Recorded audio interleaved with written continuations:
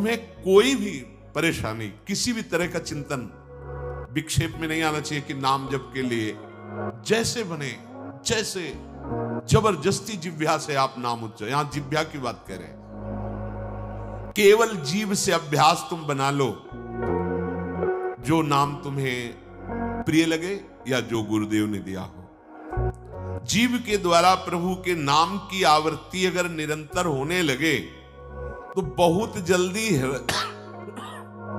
हृदय के जो पाप वासना मल हैं वो सब नष्ट हो जाते हैं। ध्यान से सुनो इसे।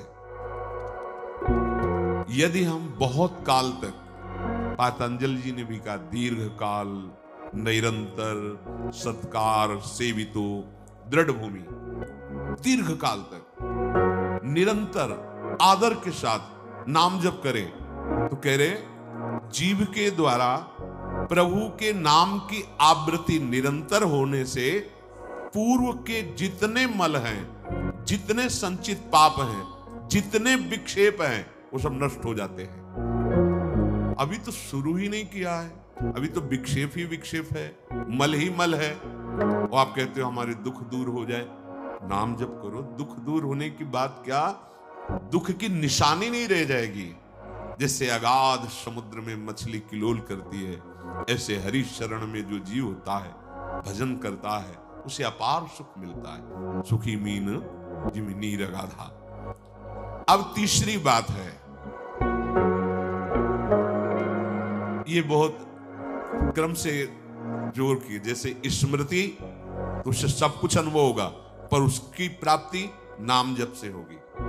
अब नाम जप में हमारी रुचि, नाम जप में हमारी भावना पुष्ट हो, उसके लिए कह रहे हैं तीसरी बात बहुत आवश्यक है, भगवान की कृपा पर पूर्ण विश्वास होना।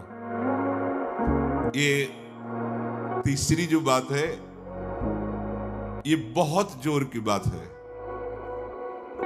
कृपा पर विश्वास हो जाना। भगवान हम पर कृपा किए हैं और उनकी कृपा से हमको निश्चित भगवत प्राप्ति होगी। कई बार विश्वास की, कृपा की चर्चा हुई है। ये तीसरी बात बहुत आवश्यक है उपासक के हृदय में। भगवान के कृपा बल से अब मुझे निश्चित भगवत प्राप्ति होगी, इसमें कोई संदेह नहीं है।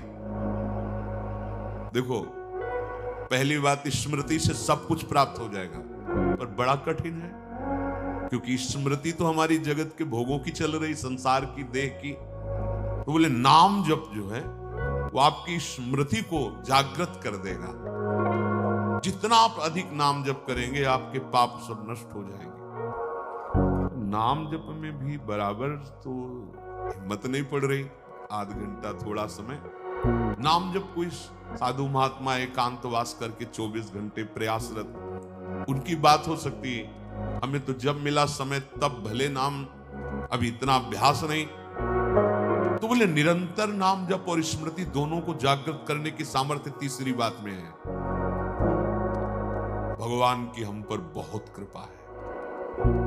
भागवत में भी एक जगह कहा है कि जो भगवान की कृपा का अनुभव करते हुए प्रारब्ध के अनुसार दुख सुख आता है, उसे भोग लेता है, शिकायत नहीं करता, उसमें विचलित नहीं होता है, और हर समय भगवान की कृपा का, हमारे ऊपर बहुत कृपा है, तत्यनुकंपा, ये श्लोक ऐसा है। उसे भगवत प्राप्ति ऐसे हो जाती है जैसे पिता की संपत्ति पर पुत्र का अधिकार स्वयं हो जाता है। ऐसे हर समय भगवान की कृपा का अनुभव करना बड़ी कृपा है हमारे ऊपर। जो दुख सुख आवे उसे सह लेता है, भगवत चिंतन, वो निश्चित भगवत प्राप्त हो जाता है। तीसरी बात है हृदय में बैठालनी की भगवान की कृपा बल पर भगवत प्राप्ति बिल्कुल निश्चित हो गई मेरी। ये मानने में क्या जाता है तुम्हें? तो आप कह दो कि हमारे अंदर तो विकार हैं, अभी भजन नहीं। भगवान की कृपा बल की बात कर रहे हैं। पहली स्मृति, दूसरी नाम जप, तीसरी बात करें कृपा बल पर। उनकी कृपा से क्या नहीं हो सकता? कहो कृपा ते कहा ना हुई। अरे वो मुख से वेद पढ़वा दे, लूले लंगड़े से सुमेर पर्वत फंदवा दे, छोटे सांप के बच्चा से गरुड़ को खा जाए, भगवान भगवान।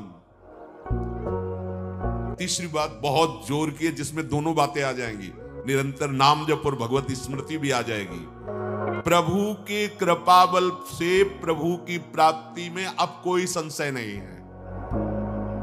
ये भी सुबह कहा था जो साथ पास, ये तुम चिंता मत करो, बस जो हम कह रहे हैं निषेधात्मक जो बातें उनको तुम मत करना, तुम पड़े रहोगे तो भगवत प्राप्ति हो जाएगी।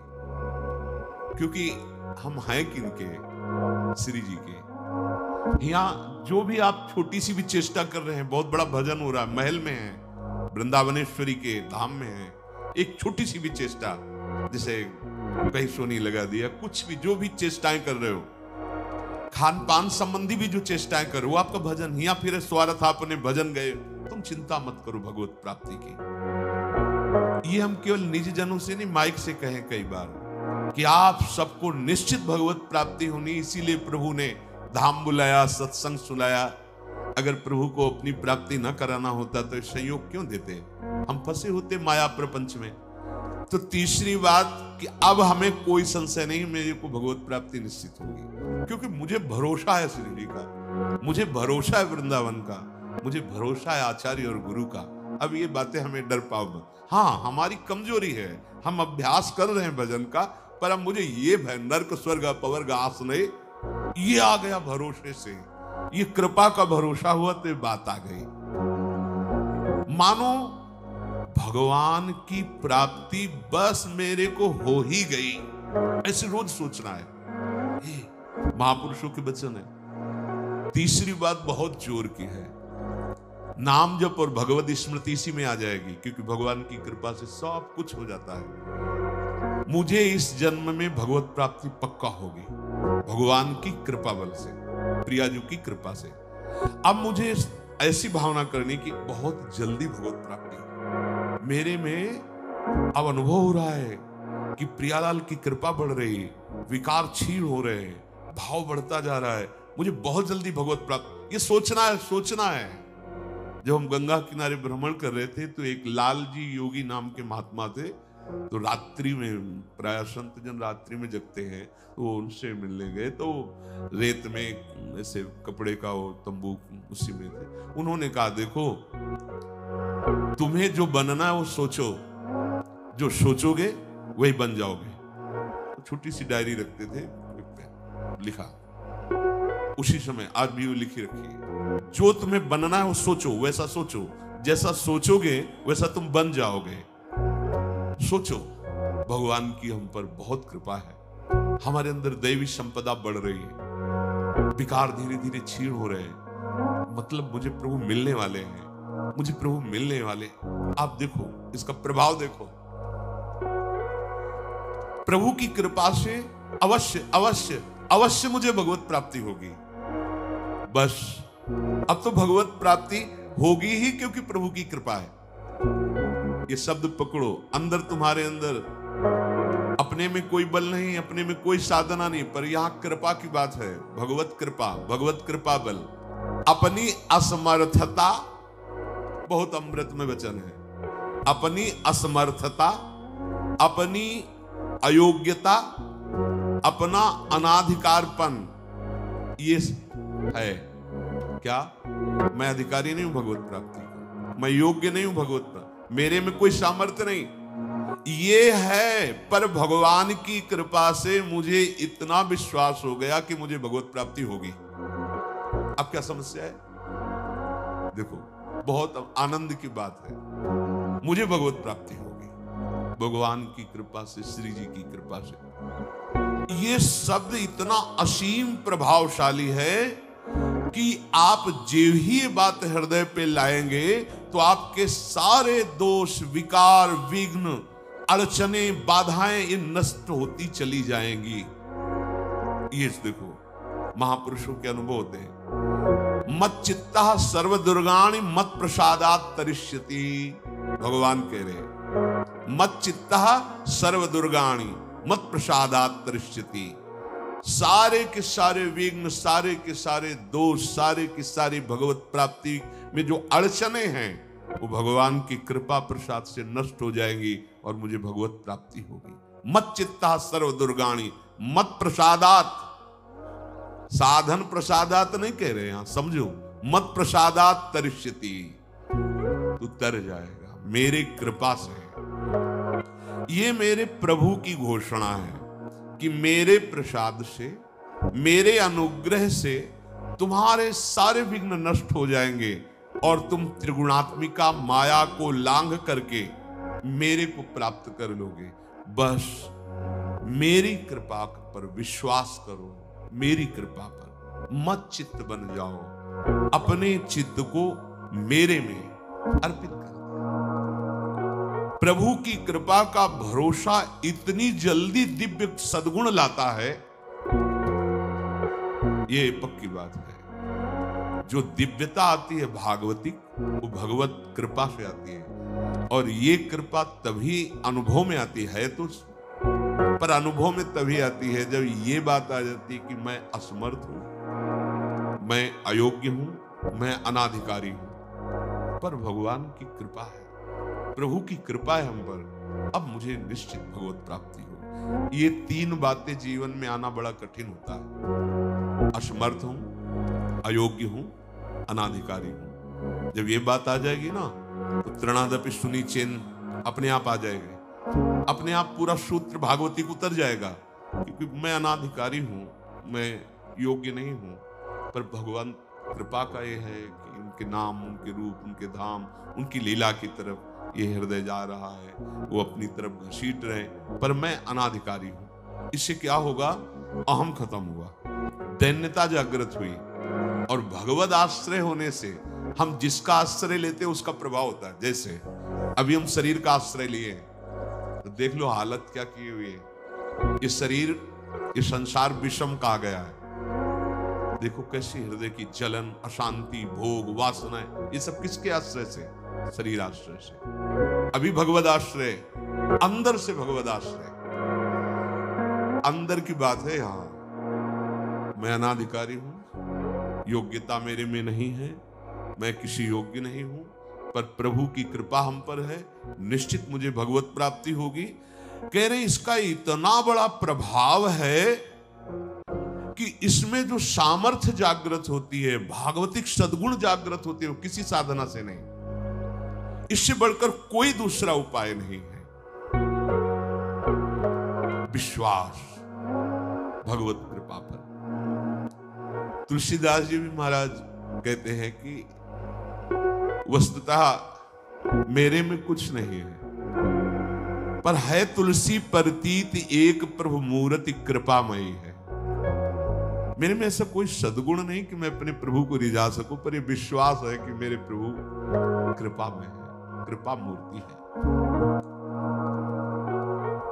अपने साधनों पर जो विश्वास करता है, अपनी जितेंद्रियता पर जो विश्वास करता है, वो गिर सकता है, लेकिन जिसको अपनी अयोग्यता का भान हो गया है, प्रभु का भरोसा हो गया है, उसे कोई नहीं गिरा पाएगा। पक्का बच्चा बन जाओगे, अयोग्य हूं, पर आपका भरोसा, तो कोई प्रश्न नहीं आएगा जीवन में।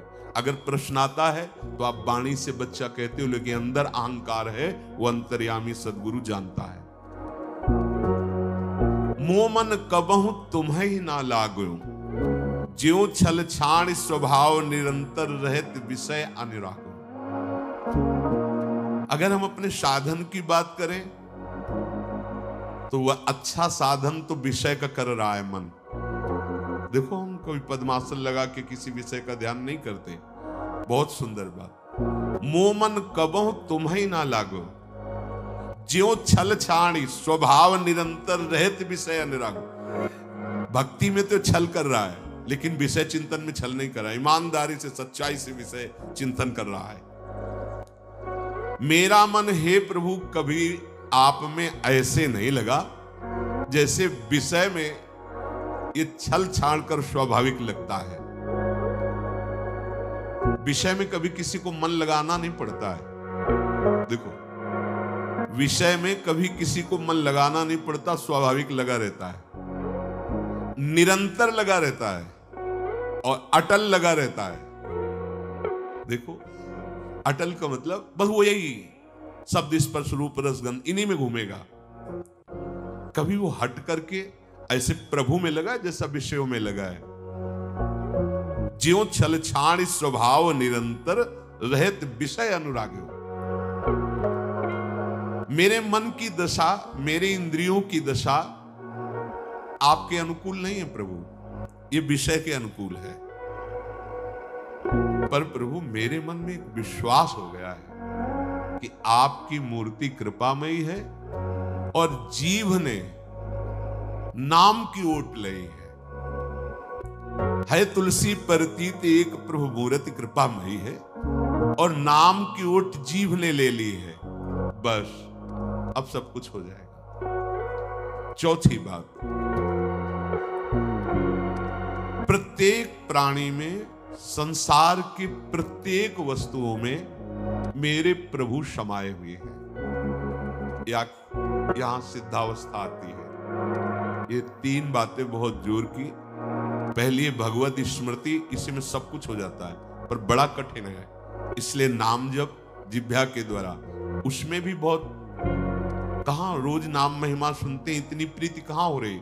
बोले तीसरी बात पकड़ लो कि हम पर प्रभु की बहुत कृपा है और भगवत कृपा से मुझे इसी जन्म में मुझे भगवत प्राप्ति होगी। चौथी बात, ये बहुत ही आवश्यक है, क्योंकि अगर ये नहीं तो भजन करना कठिन, बचाना कठिन, पचाना कठिन। इससे भजन तुम्हारा पच जाएगा, तुम सिद्ध हो जाओगे। जैसे चावल सिद्ध हो जाता है तो कहीं भी दबाओ, उसमें कड़ापन नहीं रहता। ऐसे जो सिद्ध हो जाता है तो उसके हृदय में कठोरता नहीं रहती। प्रेम से द्रवित हृदय होता है। कठोर हृदय में ही काम, क्रोध, लोभ, मोह, मद, मत्सर रहते हैं। शुष्क हृदय में, द्रवित हृदय में नहीं रहते।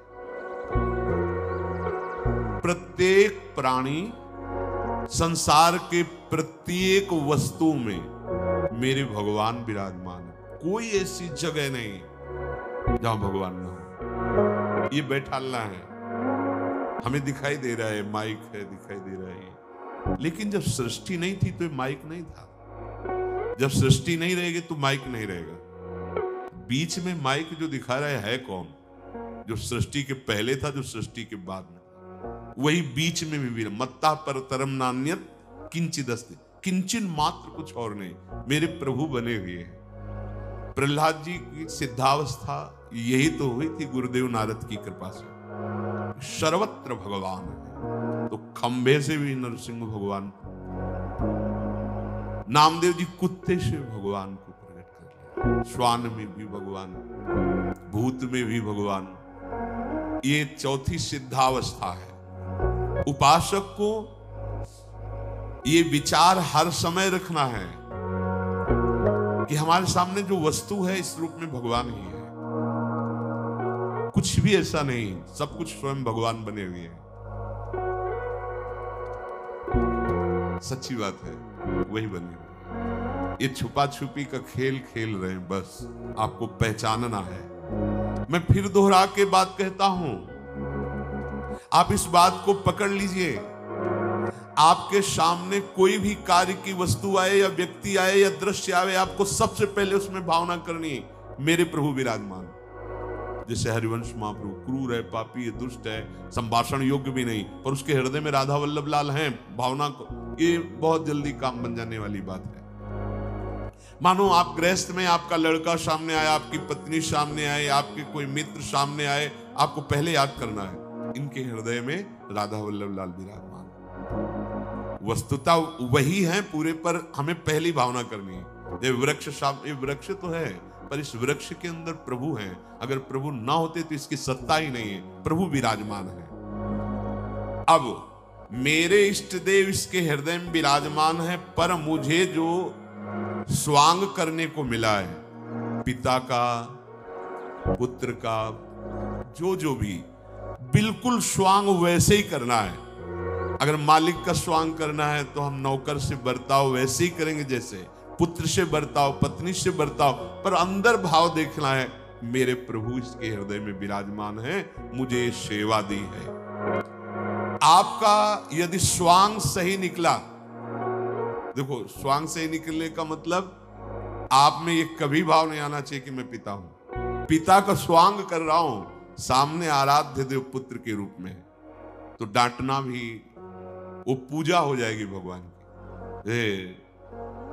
महाप्रभु चैतन्य देव जी के पिताश्री को स्वप्न में एक दिन एक दिव्य महापुरुष प्रकट होकर बोले कि तुम निमाई को डांट रहे थे, पता है वो कौन है?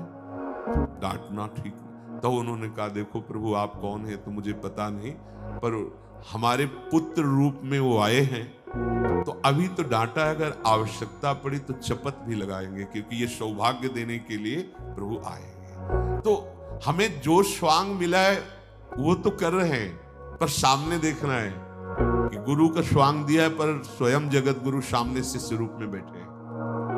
पुत्र, पत्नी, परिवार, व्यवहार, मेरे प्रभु इन रूपों में विराजमान है। तो सच्ची मानिए, ये चार बातें यदि आप अपने जीवन में ले आए तो भगवत प्राप्ति तो एक ही बात में हो जाएगी, किसी एक बात में। चारों में इतनी सामर्थ्य है, किसी एक में यदि आपकी स्मृति निरंतर तो भगवत प्राप्ति, नाम निरंतर जब तो भगवत प्राप्ति, और दृढ़ विश्वास किसी जन्म में मेरे को भगवत प्राप्ति हो जाएगी भगवत कृपा से, तो भगवत प्राप्ति, और सब में भगवान की भावना तो भगवत प्राप्ति।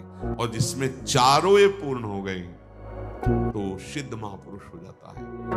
जीवन की परम सार्थकता इसी जन्म में भगवत प्राप्ति।